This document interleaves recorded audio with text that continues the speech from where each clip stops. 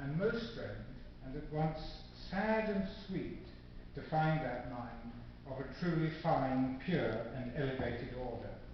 There is a rectitude, a refinement, a constancy, a modesty, a sense, a gentleness about them indescribable. I wish she had lived, and that I had known her. From the time of Mrs. Bronte's death, the responsibility for the children's upbringing was left to their father, Patrick. The stable and happy home life which he maintained for them at Haworth, after the deaths of their mother and two elder sisters, is to be seen in the testimony of the servant Sarah Giles. The housekeeper, Tabby Ackroyd, was also a witness to the boisterous, unfettered nature of their playing. This picture of happy and assured stability is also borne out by the diary papers, written at intervals of 3 or 4 years by Emily and Anne. Patrick's role in encouraging and nurturing this home life is most famously seen in his purchase of toy soldiers, which in June 1826 he brought back from Leeds as a gift for the 9-year-old Bramwell.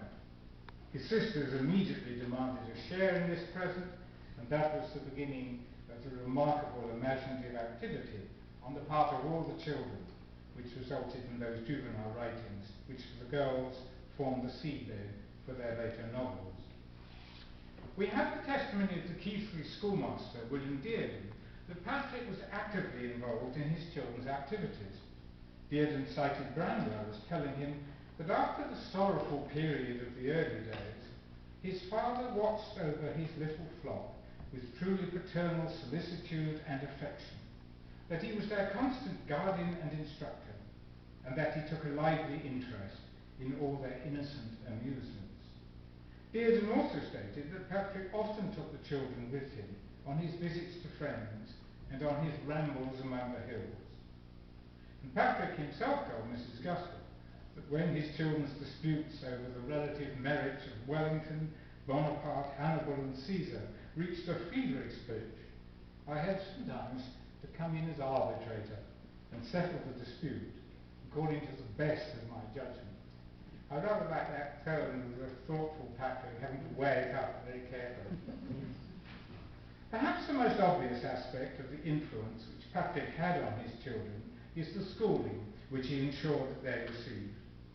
From his earliest days in Ireland, he had been involved in education, even running his own school at one time.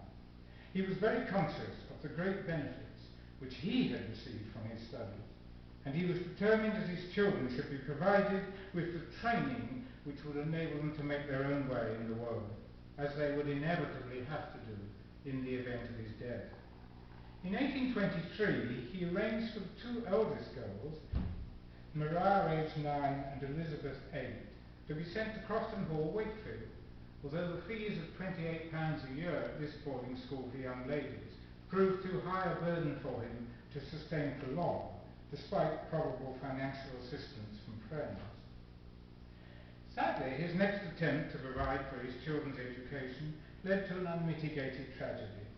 The opening of the Curtie Daughters' School at Crown Bridge in January 1824, with its fees of £14 a year, must have seemed a heaven-sent opportunity to the impoverished Patrick.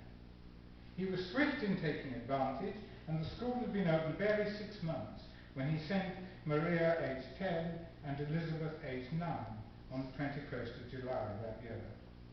Patrick seems to have been a shrewd judge of his children's individual abilities. He arranged for Maria, who, as he later told Mrs. Gaskell, had a powerfully intellectual mind, to be instructed in the accomplishments and to be given lessons in French and drawing, the education suitable for a future governess.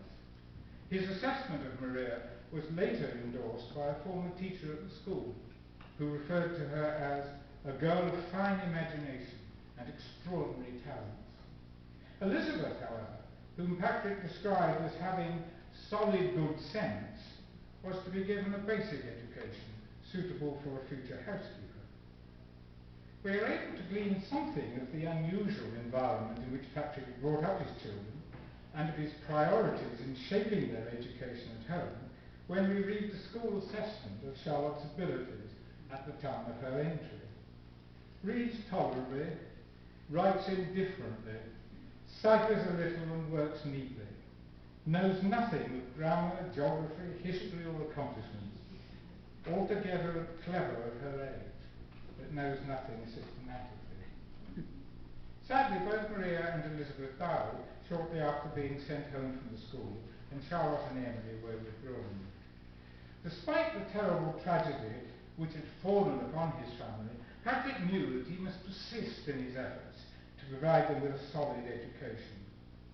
In January 1831, he sent the 14-year-old Charlotte to Roe Head, a school near Mirfield run by Miss Margaret Buller. His intention was that after spending a short time there, Charlotte would return home and take over from him the instruction of her sisters. The comment of Charlotte's school friend Mary Taylor to Mrs. Gaskell on Charlotte's abilities at the time of her arrival at the school again reveals the nature of Patrick's unconventional nurturing of his daughters. We thought her very ignorant, for she had never learnt grammar at all, and very little geography. She would confound us by knowing things which were out of our range altogether.